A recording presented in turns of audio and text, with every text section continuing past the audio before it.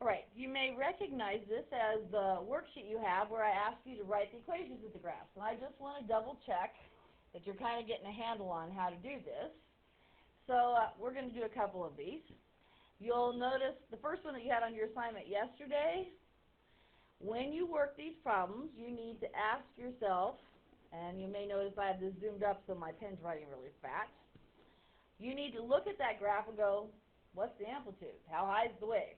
Now on this paper, every tick mark, I did this on the calculator, each tick mark on the y-axis is 1 unit. So this is 2 units up. So I would know my amplitude of this wave is just 2. The other thing you need to know for ones this simple is what's the period? How often was it repeating itself? Well, this is, you can pick any 2 points where it repeats itself. If possible, I always use the origin. It's on the origin going downward. Where is the next place it's on the origin going downward? Well, that's not so clear over here at 2 pi. So this one had a period of 2 pi. How do I turn that into an equation? Well, I know the amplitude number goes in front. I told you to do this problem as a sine, so we're going to do it as a sine. And then the question is, since this was from yesterday's assignment, there was no phase shift, do I need a number in front of x? Well, period is normally 2 pi, so no, I don't. It's just 2 sine x. Because normal period is 2 pi, that meant it didn't change. There was no additional coefficient on the x.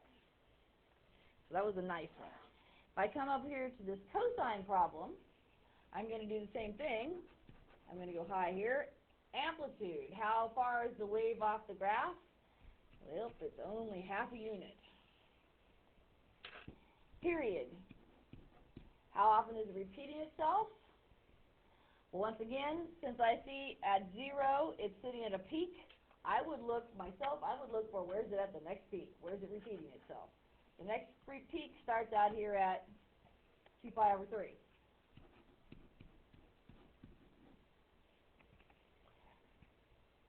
So I can see that. Then I have to ask myself, did it phase shift? Do I have a horizontal shift in this? I clearly don't have a vertical shift because it's centered equally above and below the x-axis. But the phase shift, the horizontal shift, you have to ask yourself, well, cosine should start at the peak. Is there a peak at 0? Answer, yep, there is. So this one does not have a phase shift. I can go ahead and write my equation then, which is going to be y equals, we got an amplitude of a half, so a half cosine this time. Now here's the question, do I need a number in front of x? Well, this period is not 2 pi, so yes I do. There's several ways you can figure it out. You can reason it out, or you can remember that when we find it, we do 2 pi divided by b. B is the number you're looking for. Okay, in this particular case, b is, you can look at it, if I have 2 pi equals on each side, then the bottom number has to be 3. So this one's kind of common sense, it's got to be a 3. But an easy way to find b is I could switch places with the b and the 2 pi over 3, so you can just do 2 pi divided by the period, and it will always tell you what b is. Because if I do, I can scroll over anymore, 2 pi, and I flip it, it cancels, and b is also 3. So when they get a little trickier than that, that's the way to do it. All you have to do to find b is do 2 pi divided by the period, and it will always tell you what b is. So in this case, we would have 1/2 cosine of 3x. Well, let's look at something with a little more pizzazz. I want to go down to number 4 here. Today, we're not doing the ones that are tangent and cotangent, obviously. How do you do one that's a secant or a cosecant?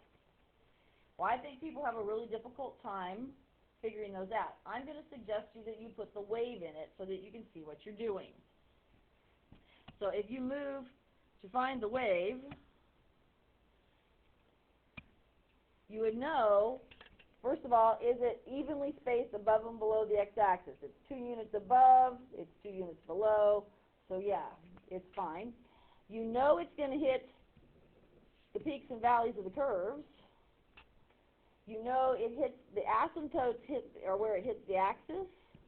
So if you put those points in there, you can simply draw yourself a wave.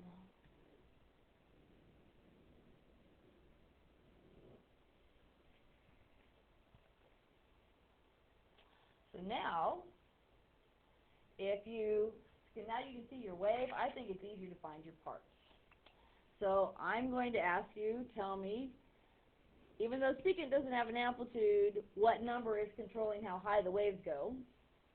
And hopefully you can see the waves are going 2 units high, so that number is still going to matter. Okay, period. How far does it take to repeat the wave?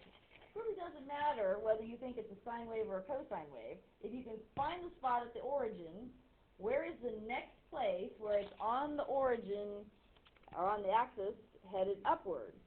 Well, that would be, if I'm here on the axis headed upward, the next place it's on the axis headed upward is clear over here at the edge of the graph, which it tells you is 4 pi units out. So therefore, that means my period is 4 pi. We've pretty much determined there isn't a vertical shift because it's centered on the x-axis, up and down. And then I would, last but not least, ask myself, is there a phase shift? And this is where it matters. If you're doing a secant is a cosine. So you have to think, okay, cosine should start at a peak. So when we were at the origin here, 0, 0, we should have been at the peak of the graph. We are not at the peak of the graph. So that means there is a phase shift. Now you can actually pick any of the peaks you see on here. So I'm going to pick, I would pick the one closest to the origin. I'm going to pick this peak over here as and call it my starting point. Now, what units would it be at? Well, it's between 0 and 2 pi, so it must have shifted to positive pi. Okay, realize you could have said it shifted over here clear back to negative 3 pi, where there's also another peak. So you could have shifted here, or you could have said it shifted to negative pi and it had a negative on the amplitude number, or you could have said it shifted over here to positive 3 pi. So that was the start point and started out also with a negative 2 as the amplitude number. So when you're doing these graphs, there's lots of choices because the phase shift can be in many places. We're calling our phase shift pi, so that's the one we're going to use. Okay, last but not least then, you need to fill it into the equation. Well, we would have y equals, what number goes in front of our secant? A 2, for the amplitude. Okay, here's where order matters. If you have a phase shift, you need to put it in first. In our case, our phase shift was right pi. We had the positive pi, so if it went right pi, what has to be in the parentheses? Well, it's got to be x minus pi in the parentheses. Okay, we did not have any vertical shifts, so there's no number added on the back. And the other thing you'll always have to find is if your period is anything but a 2 pi, you've got to figure out what b is. And I just told you up above, the easiest way to find b is to do 2 pi divided by the period.